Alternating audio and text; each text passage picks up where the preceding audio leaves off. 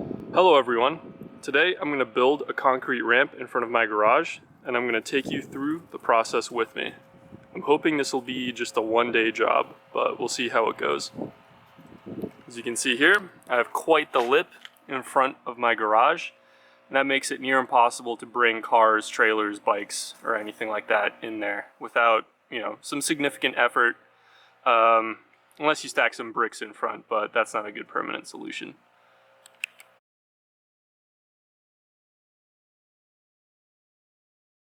The first step, of course, will be to dig out the area where the concrete is going to be. I plan on having this concrete extend maybe 4 or 5 inches below grade, or in other words, 4 or 5 inches below the surface of the ground. And that should be sturdy enough to support a car.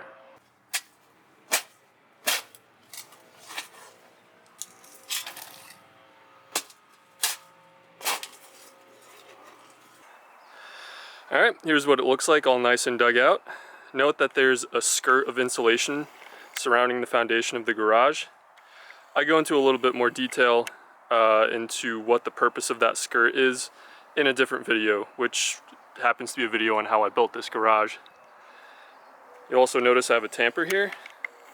Now I'm going to tamp down the result so I can get a nice, even, and smooth surface.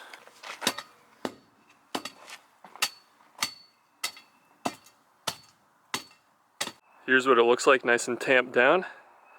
Next, I'm going to build a form and calculate how much concrete I need.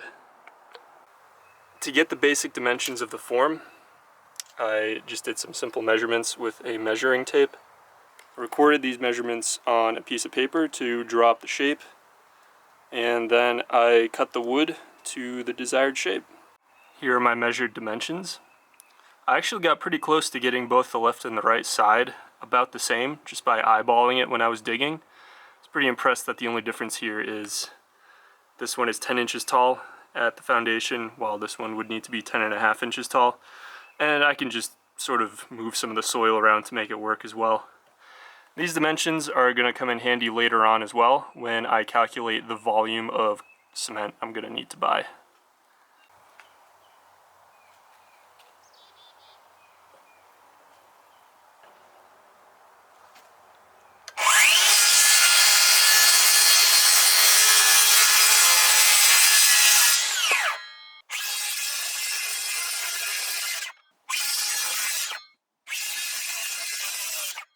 Here's what the form looks like. I backfilled some dirt behind these pieces of wood, so when the concrete is poured in, they will be supported from the back. Just to give you an idea of how long it took so far, we are at about an hour and 15 minutes worth of effort for the day. To get the necessary volume of cement, in my case Quikrete, I just took the area of this shape and multiplied it by the length, which in my case was 95 inches.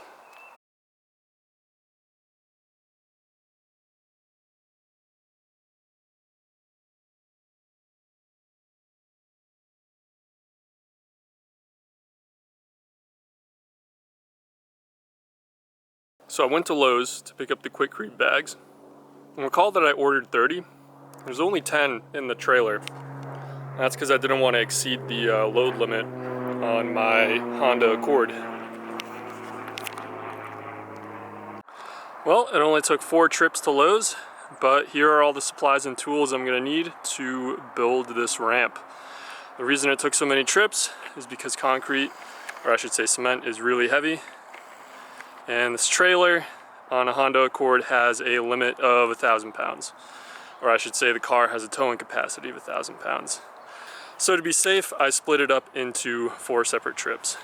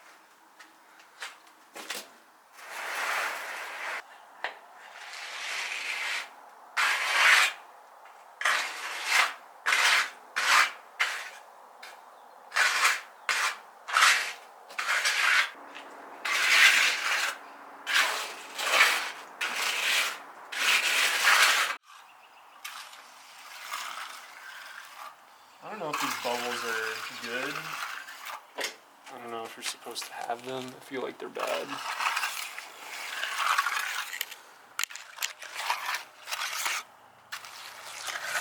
Yeah, this is probably too much water, but we're going back now. Oh my god. Ah, that looks like shit.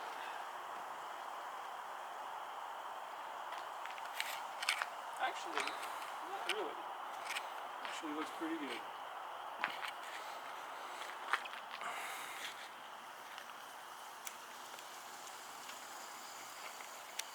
And it's squeezing all that excess water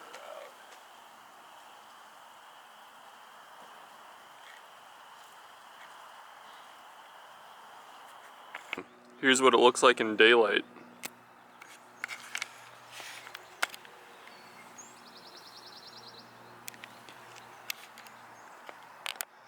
There's already some little footprints over here. There's some small animal walked by, but that's okay, I don't mind. So, you're supposed to keep it damp. This already looks kind of damp to me, but I am going to add a little bit just with the squirt bottle. So,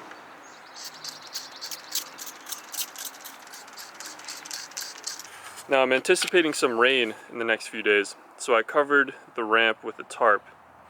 Now it's true that it needs to be kept moist, but it shouldn't be an uncontrolled amount of water that's coming down suddenly.